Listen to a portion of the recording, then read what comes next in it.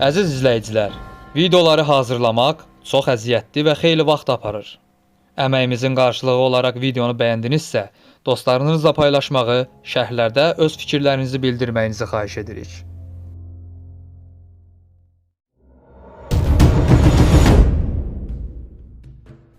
Səfəvilərin son qüdrətli şahı Şah II Abbas avqustun 30-da 1632-ci ildə Qəzvində anadan olmuşdur. Atası Şah Səfi, anası isə Çərkəz əsilli Anna xanım idi. Əsl adı Sultan Məhəmməd Mirzə idi. O, qadınlar və saray ağaları ilə çevrili hərəmdə böyüdü. Rəcəbəli Təbrizidən təhsil aldı. Hərəmdə yüksək status sahibi olan anası Anna xanım və Şah Səfinin vəziri Xədim Sarı Təqi tərəfindən şahlıq üçün yetişdirildi. Bir rəvayətə görə, Şah Səfi Məhəmməd Mirzə və qardaşlarını kor etdirilməsini əmr etdi. Ancaq bu işi etməklə mükəlləf olan bir saray xədiminin səyi nəticəsində Məhəmməd Mirzə özünü korluğa vuraraq gözlərini qorudu və bunu atasının səltənətinin sonuna qədər etdi.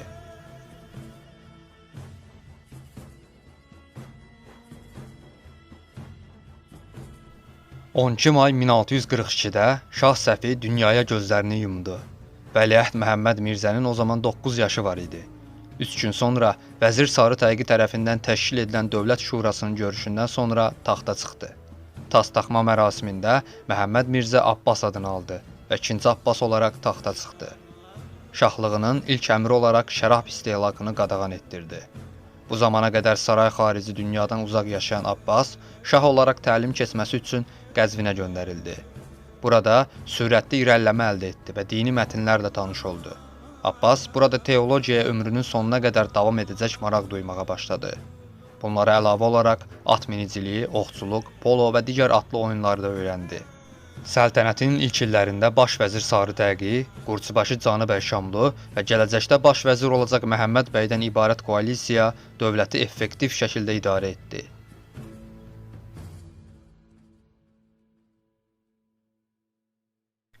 1646-da Buxara xanı Nadir Məhəmməd xan Bəlxi Moğolları itirdikdən və oğlu Əbdüləziz tərəfindən taxtdan endirildikdən sonra 2-ci Abbasın sarayına sığındı. Abbas ona son dərəcə hörmətli və isti münasibət bəslədi. Xəstələndiyində onu müalicə etməsi üçün şəxsi həkimini göndərdi. Başlanğıcda Şah Abbas Məhəmməd xana taxtını geri qaytarması üçün hərbi yardım etmək istəsə də, baş vəzir Sarı Təqi buna mane oldu. Səfəvilərin vasitəçiliyi ilə Məhəmməd xan ilə Əbdüləziz xan arasında atəşkəs imzalandı. Ancaq 1650-ci ilin əvvəlində aralarında yenidən münaqişə baş verdi və Məhəmməd xan yenidən İsfahana qaçdı və 1653-də burada öldü. Daha sonra Abbas Buxara özbəkləri ilə müqavilələr imzaladı və ölümünə qədər Səfəvi torpaqlarına basqın etmələrinə mane oldu.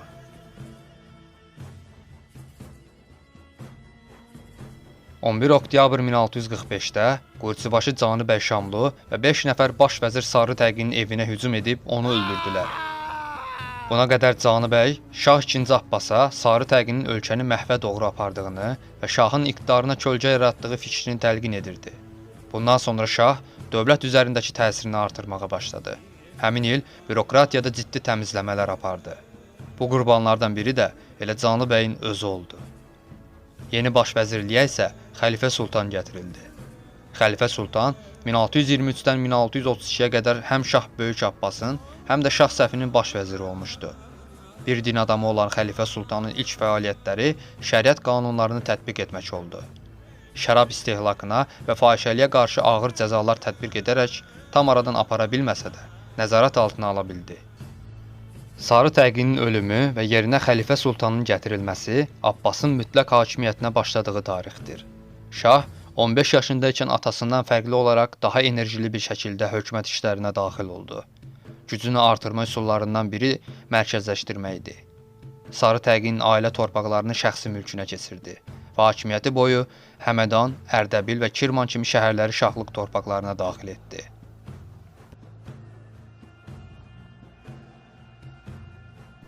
Qəndahar 1638-də şəhərin valisi Əlimərdan xan tərəfindən Babür imperatoru Şah Cihana təslim edilmişdi. O dövr Səfəvi şahı olan Səfi ordu toplayaraq şəhəri geri almağı planlaşdırsa da, 1642-dəki ölümü baş verəcək müharibəni dayandırdı. 1648-də Şah Abbas 40 minlik bir ordu ilə Qəndahara doğru yeriməyə başladı. Şahın ordusu 1649-un yanvarında şəhərə çatdı. 2 aylıq mühasirədən sonra şəhərin qalalarını və ətrafındakı bölgələri ələ keçirdi. Şah Qəndaharın idarəsini Gürcü Qulamı Mehrab xana tapşırıb geri qayıtdı. 1652-də Moğol şahı Cahanşahın oğlu Əvrənziyab döyüş filləri və toplarla tam təchizatlı 50 minlik ordu ilə Qəndaharı mühasirəyə aldı. Ancaq Əvrənziyab şəhərin 2 aylıq mühasirəsindən sonra yaxınlaşan soyuqlar səbəbilə geri çəkilməyə məcbur oldu. Moğollar 1653-də yenidən Qəndahar üzərinə hücuma keçsələr də, bu dəfə də uğur qazana bilməyib geri çəkildilər və Qəndahar şəhəri 1709-dakı Əfqan üsyanına qədər Səfəvlərin əlində qaldı.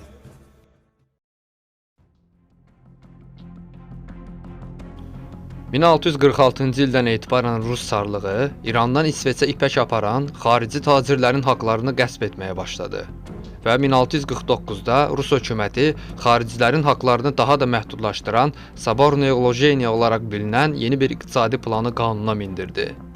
1647 ilə 1653 illəri arasında Səfəvi karvanlarının qarəti və İrandan gələn Rus tacirlərin həbs edilməsi səbəbilə gərginlik artdı. Bu gərginliklər 1651 və 1653 illəri arasında münaqişəyə yol açdı. Ruslar Səfəvilərin nüfuz dairəsi olaraq gördükləri Terek çayının cənubuna doğru genişləməyə çalışırdılar. Və bunun üçün də onlara kömək tələbi ilə gələn Kaxeti kralı Teymuraz üçün bir qala inşa etməyə başladılar. Səfəvi nüfuzu Dağıstandakı feodal Qumuq bəylərinin torpaqlarına qədər uzanırdı.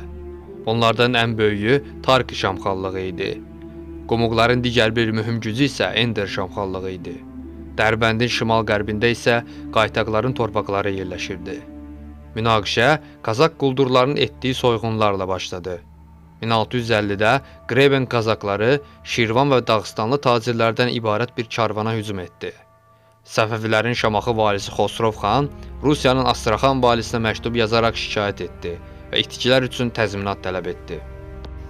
Lakin tələbləri qarşılanmadı və 1651 yazında Şah II. Abbasdan Terek çayının sağ sahilində yerləşən Sunceski qalasına hücum edilib dağıdılması haqqında fərman aldığında hərəkətə keçdi. Ordu Qızılbaşlar, Tarki Şamxalı Surxay, Ender lideri Kazan Alp və qaytaq lideri Əmirxan Sultanın əmrindəki əskərlərdən ibarət idi. Orduya əlavə olaraq Şamaxı və Dərbənddən 800 Səfəvi sərbazı göndərildi. Daha sonra orduya bəzi Noqay və Çeçen qrupları da daxil oldular. 1652-ci ildə Xosrov xan Şamaxal Surxay və Kazan Alp ilə birlikdə Aktaşdan Sunjenski qalasına doğru yeriməyə başladı. Rus hökuməti bu səfərdən xəbərdar olduğu üçün qalanı gücləndirmişdi. Qalanı qorumağa çərkəzlər və kabardeylər göndərilmişdi. Qalanın müdafiəsinə isə İvan Yatsin rəhbərlik edirdi. 7 mart 1653-də Səfəvi ordusu Sunjeski qalasını mühasirəyə aldı. 5 gün boyunca ağır döyüşlər yaşandı. Səfəvilər qalanın ətrafında bir qüllə inşa edib, oradan Sunjeski qalasını toplarla döyməyə başladılar. Qaladaşların vəziyyəti pisləşdi. Ruslara kömək üçün Terek şəhərindən yeni qüvvələr göndərildi. Ancaq bu birliklər mühasirədəkilərə kömək edə bilmədi və Qızılbaşlar tərəfindən məğlub edildilər. 23 martda qala qarnizonu mühasirəyə tab gətirə bilməyib təslim olmağa qərar verdilər. Onlara qaladan sağ-salamat ayrılmağa icazə verildi və bundan sonra Qızılbaş və Qumuqlar qalanı dağıdıb yenidən toparlanmaq üçün Tarki və Dərbəndə gəldilər. Yeni səfər Terekdəki Rus qalasına və Astraxana qarşı nəzərdə tutulmuşdu. Məqsəd Rusları Şimali Qafqazdan tamamilə çıxartmaq idi. Ancaq çox keçmədən şərqdə Moğollar Qəndahara hücum edib şəhəri mühasirəyə aldılar. Mali böhran vəziyyətində Şah II. Abbas iki cəbhədə eyni anda müharibə apara bilməzdi.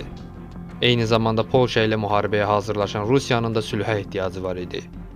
Aprel 1654-də Rus elçiləri Məzəndaranda Şah II. Abbasın hüzuruna çıxdılar. Buradakı müzakirələrdə Ruslar Xosrov xanın cəzalandırılmasını tələb etsələr də, Şah II. Abbas Xosrov xanı cəzalandırmadı və buradakı müzakirələrdən sonra münaqişə həll olundu.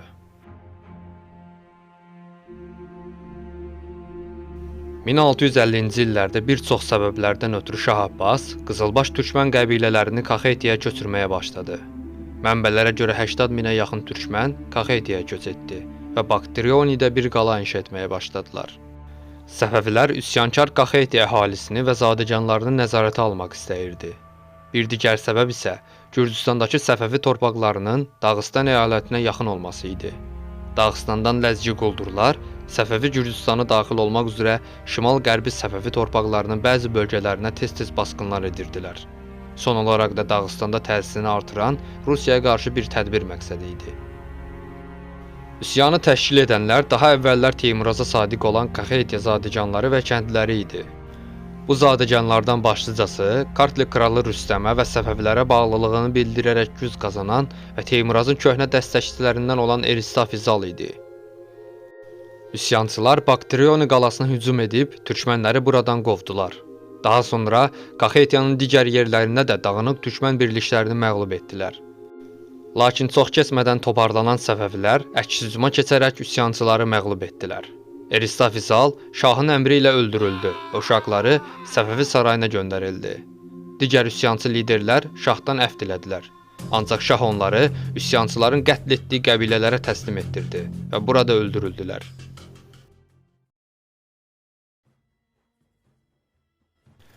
Şah II Abbasın dövründə Qəndahar səfərindən sonra başlayan və Səfəvi xanədanlığının sonuna qədər davam edəcək iqtisadi böhran baş verdi. Dövlət gəlirlərini artırmaqda mahir olan təcrübəli baş vəzir Sarı Təqinin öldürülməsindən və yerinə dindar xarakterli Xəlifə Sultanın gətirilməsindən sonra yeni baş vəzir bu məsələdə çarəsiz qaldı. Şah II Abbas daha sonra baş vəzirliyə Qulam Məhəmməd bəyi təyin etdi. Basılmış sikkələrin ixracatını qadağan edərək Fars körfəzi üzərindən Hindistana pul axışı nəzarət altına alınmağa çalışıldı. Lakin bu tədbirlər uğursuz oldu. Xarici tacirlər rüşvət yolu ilə yenə də bu pulları əldə edirdilər. Bu dövrdə zərbxanaların sayısı xeyli düşdü. Şahın mərkəzə gəlir axışını artırmaq cəhdlərinin ən mühüm təzahürü xassə torpaqlarının artırılması idi. Şah Təhmasib dövründə başlayan və Şah Böyük Abbas tərəfindən sürətləndirilən əyalət bəylərinin torpaqlarının şahın mülkiyyətinə daxil edilməsi Şah II Abbas dövründə pik nöqtəyə çatdı.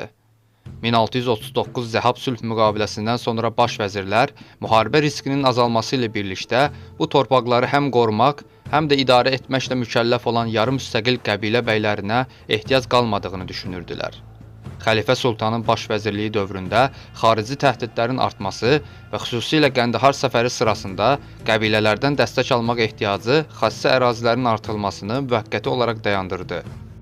1650-ci illərin ortalarında artan mali problemlər dövründə bu tədbirlər yeni təyin edilən baş vəzir Məhəmməd bəyin himayəsində yenidən başladıldı. Məhəmməd bəyin vəzifə dövrü əsas olaraq Şah II Abbasın Qəndahara etdiyi böyük xərclərə səbəb olan səfər və ipək ticarəti üçün xam məddə qıtlığı səbəbilə iqtisadi bir düşüşə şahid oldu. Uzun illərə dayanan iqtisadi təcrübəsinə rəğmən Məhəmməd bəyin sarayın ifrat xərclərinə və orduya yatırılan yüksək sərmayələrə bir çarə tapa bilmədi. Gördüyü bir çox tədbirlər dövlətin gəlirini artırmaq əvəzinə daha da pis vəziyyətə saldı. Ayrıca Məhəmməd bəy Şah II Abbasın malikanələrini satışa çıxardı. Avropalı səyyah Jean Chardinə görə şahın mülkiyyətində sadəcə İsfahanda 137-dən çox malikanəsi var idi. Ancaq heç kim bunları almadı. Digər bir tədbir olaraq baş vəzir gümüş sikkələrin artması üçün qızıl sikkə istifadəsini qadağan etdi. Məhəmməd bəyin tədbirlərindən ən yaradıcı, amma faydasız olan biri də ölkənin təbii resurslarından istifadə planı idi. İsfahan ətrafında dəmir yataqlarını çıxarmaq üçün cəhd etdi və saxtakar olduğu ortaya çıxan Şapallə de Xan adında özünü fransız olaraq tanıdan bir mütəxəssisi işə aldı. Ayrıca kömür mədənçiliyini genişləndirməyə çalışdı, lakin bu da nəticəsiz qaldı. Bütün bu uğursuzluqlar qohumbazlıq siyasəti ilə birlikdə Məhəmməd bəyi saray mənsubları arasında nifrət edilən birisi halına gətirdi. 19 yanvar 1661-də Şah II Abbas Məhəmməd bəyi vəzifədən alıb Quma sürgünə göndərdi. Məhəmməd bəyin vəzifədən alınması ona rüşvət verərək İrandan gizlincə qızıl ixrac edən Hollandiya Şərqi Hindistan şirkəti tərəfindən böyük bir itki olaraq görüldü. 1661-də Şah II Abbas baş vəzirliyə Mirzə Məhəmməd Kərakini təyin etdi. Məhəmməd Kəraki Livandan gələn böyük və nüfuzlu ruhani Kəraki ailəsinə mənsub idi. Vəzifə müddətində mali böhranla mübarizə aparsa da bir nəticə əldə edə bilmədi. Səltənətinin son 10 ilində Şah II. Abbas eş işrətlə məşğul olmağa başlayıb, dövlət işlərinə laqeyd yanaşdı.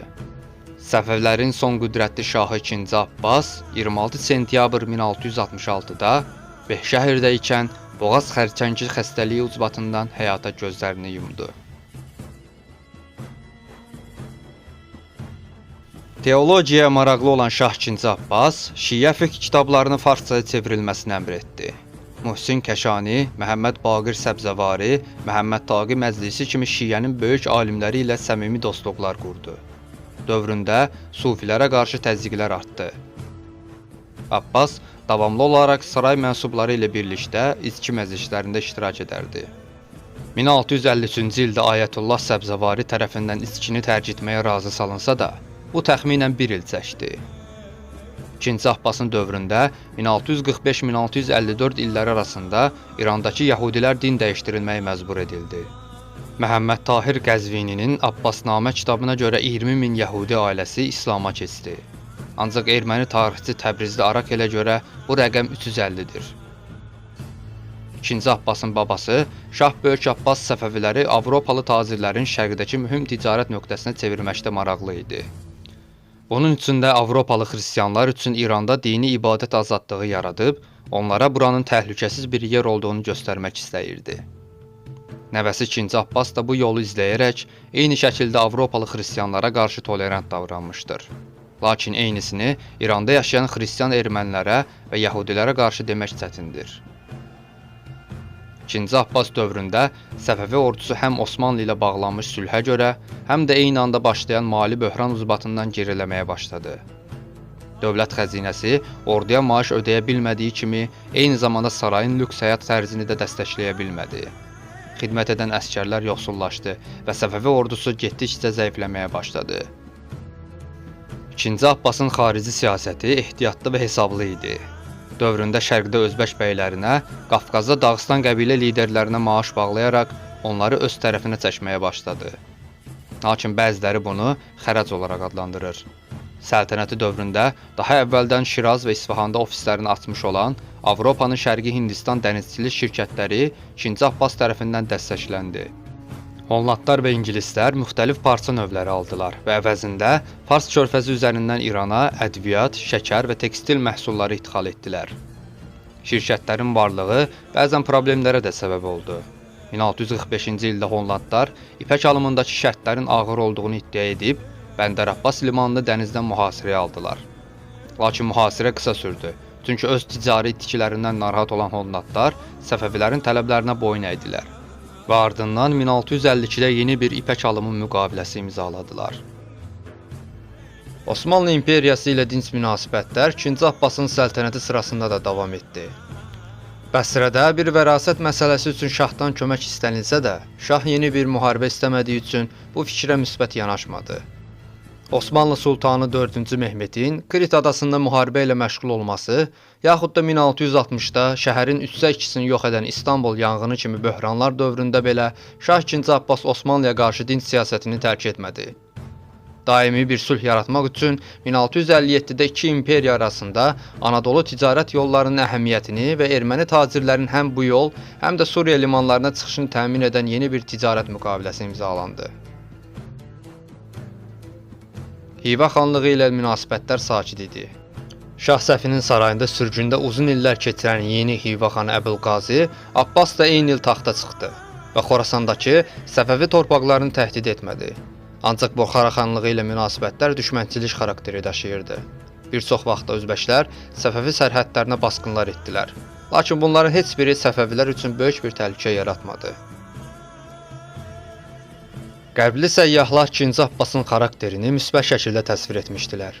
Dostlarına və xaricilərə qarşı əl açıq idi. Abbas 17 yaşında ikən içki içməyə başlamışdı. Şah tez-tez ən sevdiyi saray mənsublarını dəvət edər və onlarla içərdi. Eyni zamanda Abbas ədalət anlayışı səbəbilə həmişə təriflənmişdir. Şardinin ifadəsi ilə özünü bütün təbaasını qorumağa mükəlləf olan bir şah kimi Allah tərəfindən seçildiyini düşünürdü. Eyni adlı səyyaha görə xalqı onun ədalətindən razı idi. xalqına qarşı yaxşı rəftar etdiyini, ondan qorxulsa belə ədalət çərçivəsindən çıxmadığını və xalqına qarşı səlahiyyətindən sui-istifadə etmədiyini düşünürdülər. Günümüzə çatan portretlər onu kəskin xəttlərə sahib uzun bir üz və geniş bir bığla təsvir edir. Cahal Sütun sarayındakı divar rəsmlərində Abbas qara rəngli saqqal və bığla təsvir edilirdisə, digərlərində üzündəki tüklər sarıya çalırdı. İkinci Abbasa ətv edilən və onu atasından və xələflərindən ayıran mühüm xüsusiyyət dövlət işlərinə olan israrlı marağı idi. Bu xüsusiyyət içkili yaxud xəstə olduğu zamanlarda belə azalmadı. Səfəvi xanədanının son güclü şahı olaraq anılan Şah II Abbasın səylərini puça çıxaran çoxsaylı çətinliklər olmasaydı, Səfəvi xanədanlığının çöküşünü dayandıra bilən bir şah ola bilərdi. İkinci Abbas firavan bir dövlət idarə etdiyi və ticarət yolları Avropadan çox daha təhlükəsiz olduğu üçün Avropalı müşahidəçilər tərəfindən təriflənir. Ancaq daxili Səfəvi bürokratiyasındakı korrupsiya və II Abbasın Qəndahara etdiyi səfərin Səfəvi xanədanlığının sonuna qədər narahat edəcək iqtisadi böhrana yol açdı. Abbas bürokratiyadakı korrupsiya ilə mübarizə apardı. İstər ədalət mühakiməsinin normal həyata keçirilməsində, istərsə də mülki və hərbi olan siyasi və inzibati orqanların nəzarətində olan despotizm, qanun pozuntuları və ya qanunsuzluq hallarına dərhal müdaxilə etdi. Ədaləti təmin etmək üçün o, həftənin bir neçə gününü ictimai ədalətin həyata keçirilməsinə həsr edirdi. Və onun hakimiyyəti dövründə adi insanların sarayında ona müraciət etməsi mümkün idi. İkinci Abbas öz böyük vəzirlərini ağıllı bir şəkildə seçirdi və onları qəbilə, ruhani və ya qulam maraqlarını təmsil edən müxtəlif mənşələrdən yox, ilk növbədə maliyyə və inzibati səriştələrinə əsaslanaraq öz siyasətlərinin həyata keçirilməsini təmin etmək üçün onlara kifayət qədər təsir göstərərək işə götürürdü. Onun səyləri 24 illik hakimiyyətinin nisbətən dinc və üsyanlardan azad olmasını təmin etdi. İran xronologiyasında onun hakimiyyətinin bir neçə ili, məsələn 1660 və 1669-cu illər hadisəsiz və firavan illər kimi təsvir edilir və qərb müşahidəçiləri qərbdəki kəndlərin daha pis vəziyyəti ilə müqayisədə Səfəvilərdə kənd əhalisinin firavanlığına tez-tez təəccüblənirdilər. Eyni qərb səyyahları bir nəsil sonra onun varisi 1-ci Süleymanın hakimiyyəti dövründə İrana səfər edərkən Abbasın hökmranlığından nostalji ilə danışırdılar. 18-ci əsrdə Səfəvilər sülaləsinin süqutundan sonra təfsirçilər onu Səfəvi dövlətinin süqutunu müvəqqəti olaraq dayandıran qüdrətli hökmdar kimi qələmə verirdilər. Hans Robert kimi müasir tarixçilər onu ədalətli, səxavətli və hətta liberal padşah adlandırırdılar. Və onun ölümü Səfəvilərin uzun sürən firavanlıq və sülh dövrünün sonu oldu. Əziz izləyicilər, videoları hazırlamaq çox əziyyətli və xeyli vaxt aparır. Əməyimizin qarşılığı olaraq videonu bəyəndinizsə, dostlarınızla paylaşmağı, şərhlərdə öz fikirlərinizi bildirməyinizi xahiş edirik.